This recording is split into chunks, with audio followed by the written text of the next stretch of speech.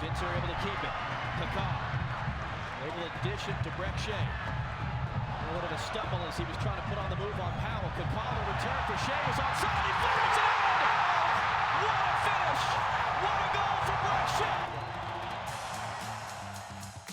What's up, everybody? Welcome to This Week in MLS. I'm Susannah Collins, joined by Calen Carr. How you doing? I'm good. How are you doing? I'm good. How's your weekend? It was awesome. I went to Houston, my old stomping grounds.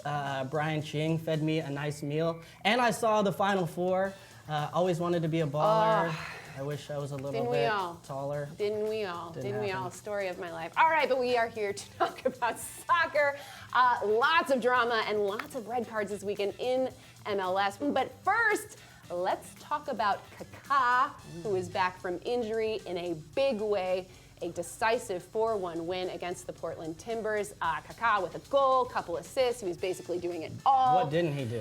Calen, how much better of a team is Orlando when Kaká's on the pitch?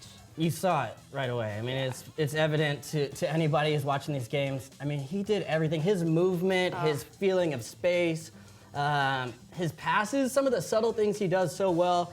That Breck Shea goal, can we talk about that? So pretty. That had to feel good, So right? pretty. But that little slip ball on the 1-2, it's a bouncing ball, and he puts it right into his stride, takes it cleanly. I mean, give Breck credit for doing what he did. It's not all Kaká. That was quite a finish. But yeah, you saw his impact right away. He was amazing. But not all good news for Orlando. Calen went down with what is apparently a hamstring injury. Not quite sure how serious that is, but if they lose him for any amount of time, what does that mean for Orlando? It's not good. I mean, there's no way to sugarcoat it, except the only positive for Orlando fans. Guys, it didn't look like a shotgun hammy that we see so often where the guy just goes down in a heap. He was able to come back on the field, continue playing for a bit. I think they're being more precautionary than anything. Right. He's played a lot of games, if you remember, with Canada against Mexico, home-and-home series. Yeah. They need him, and I need him because I picked him.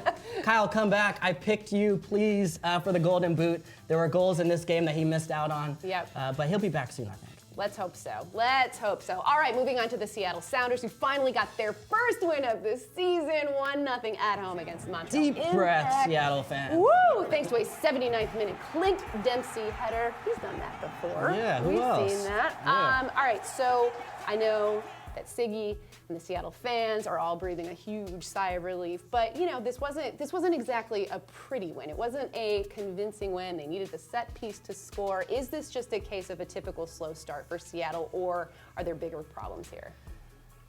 This week, I don't think it matters. Yeah. I think they just want to get that monkey off their back.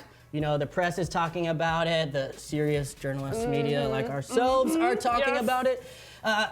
Anything is good for them right now as far as just feeling a little better in the locker room.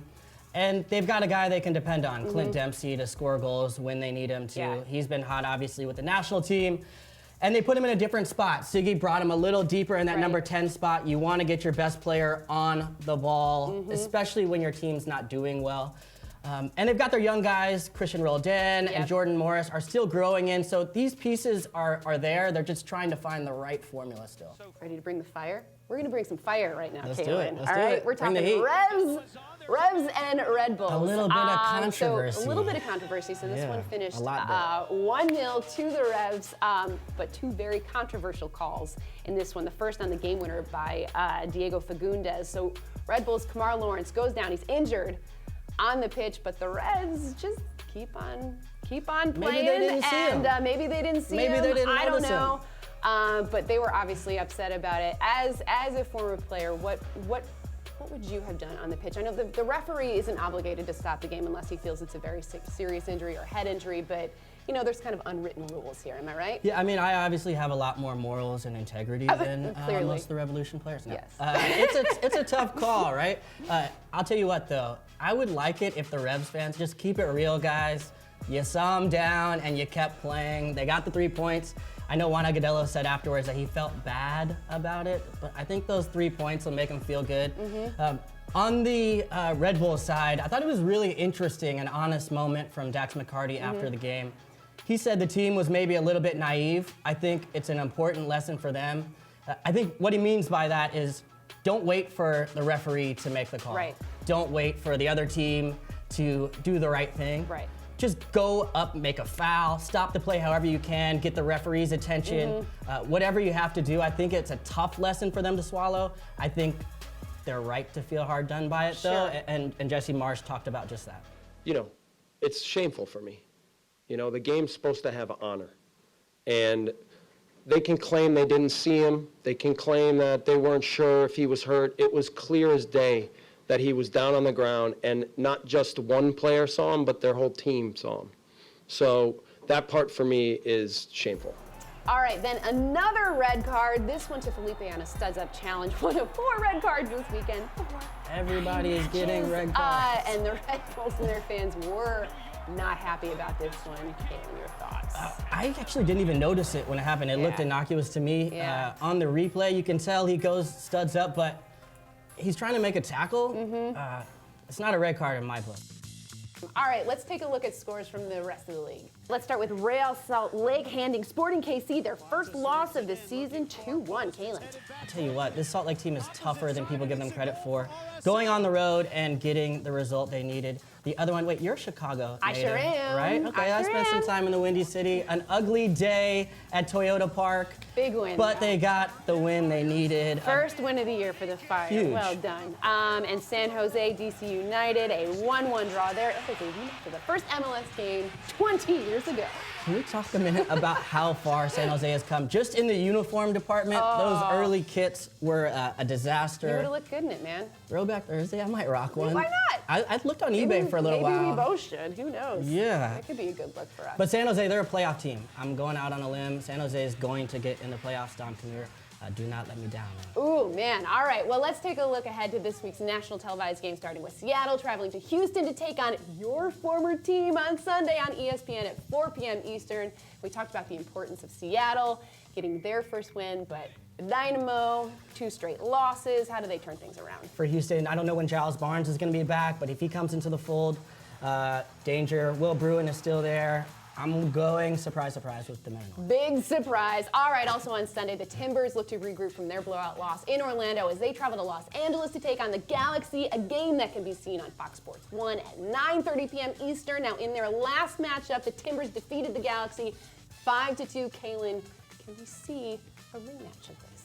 Well, I don't think those LA Galaxy guys have forgotten about that result last year. It sort of signaled the beginning of the end of their season. They've crashed out pretty quickly in the playoffs. I don't expect that to happen. I don't think Portland's going to come in and steamroll. They've had some problems in the back. I think this one's going to be pretty tight, actually. LA Galaxy, their attitude is, hey, Portland, you guys got 1 star. We've got 5 right now. I think they're going to use this game a little bit as a statement to say, hey, to the rest of the league, don't forget about us. We're still favorites in the West. That's cool. I like revenge. It's a good Revenge motivator. is always fun. Solid motivator. You can admit it. There's a couple other national TV games on Friday. Kaká and Orlando City head to Philadelphia to face the Union at 7 p.m. Eastern on Unimas. Then on Sunday, NYCFC welcomes Chicago at 7 p.m. on Fox Sports 1. And then a full slate of games on Saturday, which you can watch on MLS Live. Calen, what's the one game that you're looking forward to watching? I really like this Columbus-Montreal matchup. I went and watched home and away that series last year, Eastern Conference semifinals. One of the best bits of footy, whatever you want to call it. Yeah, that's footy. I've been to London once. It was a 3-day trip. You said it perfectly. Yeah, I fake it. But yeah, I think it's gonna be a good one. No Drogba yet, but and Columbus hasn't hit their stride. But I think these two teams are gonna play really well. It's gonna be a fun one. Awesome. All right. Well, you can catch all those games on MLS Live. And guess what? That's it for this week. Calen. That's the whole show. This was really fun. I think we should do this again. This was nice. Next week. You hosting. I don't have to worry about remembering. I'm driving this ship. Yeah. I'm driving this ship. Watch out. And also, we want to hear from you guys. What do you think of the show? What do you like? What do you don't like? Be really nice to us. Be gentle to me, especially. Calen, he's a sensitive guy. She's new here. No, rookie but in all honesty, hazing. let us know in the comments, and Calen and I will see you next week.